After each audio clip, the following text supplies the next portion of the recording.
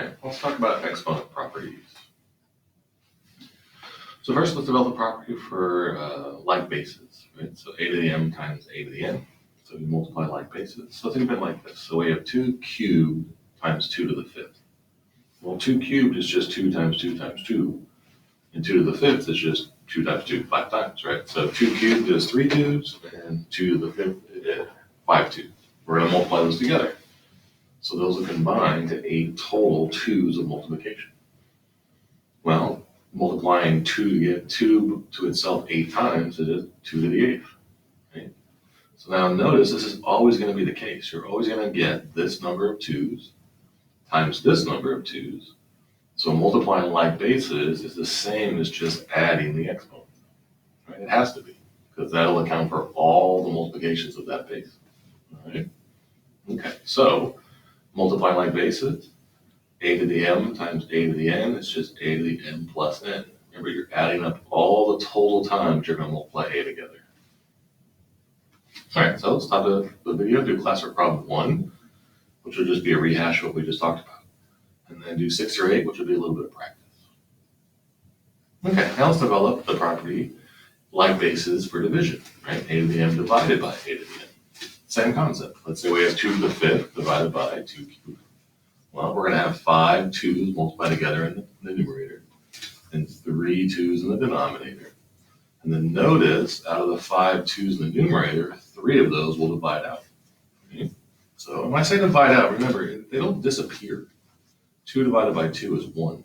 Right? So we'll get 1 times 1 times 1, which is just 1. So that'll simplify to 2 times 2, which is 2 squared. All right. So notice if we use, if we take this again, now we're going to have 5 twos in the numerator. So we use the same kind of logic we did before. And we have 3 twos in the numerator. Then those 3 in the numerator, or the denominator, will always divide out in the numerator. So I'm always going to be left with the total number in the numerator subtracted the total number in the denominator. Because that's how the division will work, right? So I'm only going to get 2 twos left in the numerator. So when you divide like bases, you just subtract the exponents. Numerator minus denominator, right? Okay, so that's our second property. Divide like bases is a to the n minus n. Numerator power minus denominator power. Okay, so let's stop this. You want to do classic problem number 2 again, which is rehashing what we just talked about. And then 9 through 11 for a little bit of practice. Okay, now let's develop the property of a to the 0. So what if we had 2 to the fifth divided by 2 to the fifth? Well, we'd have 5 twos in the numerator and 5 twos in the denominator. Those will all divide out. Remember, they don't disappear. They all turn into ones. So 2 divided by 2 is 1. So you'll have 5 ones multiplied together, so that equals 1. Well, we have a nice property for dividing like bases. We just subtract the exponents. So 2 to the fifth minus fifth. So numerator power minus denominator power. That'll be 2 to the 0, which means that 2 to the 0 equals 1. All right, so we showed 2 different ways to evaluate 2 to the fifth divided by 2 to the fifth. So that's how we know that 2 to the 0 equals 1. So our property is the base to the 0 power equals 1. All right. So you want to stop this, complete classic problem number 3. Again, rehash what we talked about, and then a little bit of practice, 12 through 14. All right, now let's develop the property for a base to a negative power.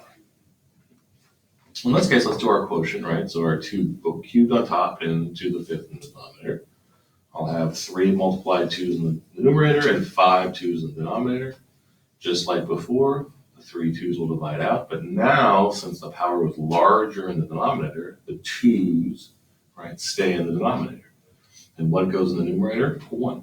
Because it's really 2 divided by 2 is 1. So it's 1 times 1 times 1 in the numerator. So this is 1 divided by 2 squared. Well, we also have our nice little quotient property, right? So our division of like bases. So we'll do 3 minus 5. So remember, numerator minus denominator. And this equals negative 2. Like 2 to the negative 2. So this tells us that 2 to the negative 2 is the exact same thing as 1 over 2 squared. All right. So our negative powers, a to the negative m is the same thing as 1 over a to the m. Right? It's a reciprocal. There you go. Okay. So again, do problem 4 in the classwork, rehash what we just talked about, and then do a little practice, 5 through 17. Okay, now let's do our last one. So we're going to develop a to the m to the n, so a power raised to a power. All right. So let's say we have 2 cubed to the 5th. Let's use the same logic as we did in the very first one. 2 cubed is just 2 times 2 times 2. It's 3 2's multiplied together. And now that's all raised to the 5th. So if this was 2 cubed, so 2 3 times, and now it's 2 times 2 times to the 5th, that means it's 2 times 2 times 2, 5 times, right? So it's this. Right? And if we put those all together, we're going to have 15 2's, right? We're going to have 3 2's multiplied together 5 times. So if you count them up, 3, 6, 9, 12, 15.